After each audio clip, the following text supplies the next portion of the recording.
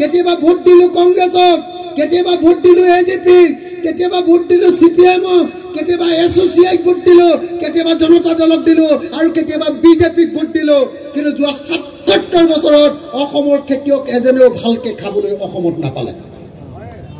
হয়নে নহয় কওক? কোনো অসমীয়া মানুহে তেওঁ হিন্দুৱে হওক বা মুছলমানে হওক, কোনো এজন অসমীয়া মানুহে ভালকৈ খাবলৈ নাপালে। কেতিয়াবা কংগ্ৰেছ আছে, কেতিয়াবা বিজেপি আছে, কেতিয়াবা এজেপি আছে, কেতিয়াবা জনতা দল আছে। ইহঁতি অসমৰ ৰাইজৰ কাৰণে কেতিয়াও ভালকৈ কাম কৰা নাই। গতিকে এনেকুৱা এখন চৰকাৰ আনিব লাগিব, যিখন চৰকাৰে প্ৰকৃত অৰ্থত অসমৰ প্ৰত্যেকজন মানুহৰ কাৰণে কাম কৰিব। হিন্দু মুছলমান নহয়, প্ৰত্যেকজন মানুহৰ কাৰণে কাম কৰিব। আৰু ২৬ চনত আমি তেনেকুৱা এখন চৰকাৰ বনাব খোজো। তাৰ কাৰণে কংগ্ৰেছ, তাৰ কাৰণে ৰাইজৰ দল, তাৰ কাৰণে জাতীয় পৰিষদ, তাৰ কাৰণে চিপিআই, তাৰ কাৰণে চিপিএম, তাৰ কাৰণে চিপিআইএমএল, আমি সব একলগ হ'ব খোজো। ৰাইজ সব একলগ হ'ব খোজো। হ'ব লাগে নে নালাগে? শৰ্মাই দাড়ি আৰু টুপি দেখিলে পাগলা হৈ যায় আৰু লগে লগে গুলিয়াবলৈ নিৰ্দেশ দিয়ে। হয়নে নহয় ৰাইজ? হয়নে নহয়?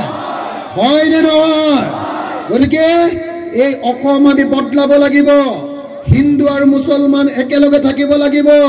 মুছলমানে হিন্দুৰ বিৰুদ্ধে কথা কোৱা বন্ধ কৰিব লাগিব আৰু হিন্দুৱে মুছলমানৰ বিৰুদ্ধে কথা কোৱা এৰি দি একেলগে ক'ব লাগিব যে হিন্দু মুছলমান সকলোকে আমাক সমভাৱে জীয়াই থাকিবৰ কাৰণে অধিকাৰ দিয়া, অধিকাৰ দিয়া, অধিকাৰ দিয়া। হয়নে নহয়? হয়নে নহয়? বদলাব পাৰিম ২৬ৰ ইলেকশ্যনত বিজেপিক হৰুৱাৰ পৰা। হয়নে নহয়?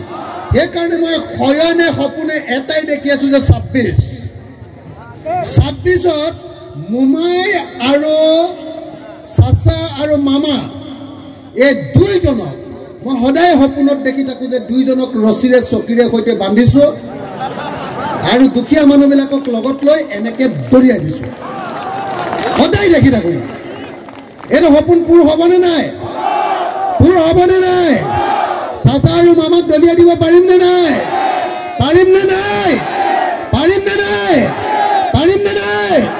মই সকলো ৰাইজকে অনুৰোধ জনাইছো, এটাই সংকল্প লওক যে চাচা আৰু মামাক ২০২৬ত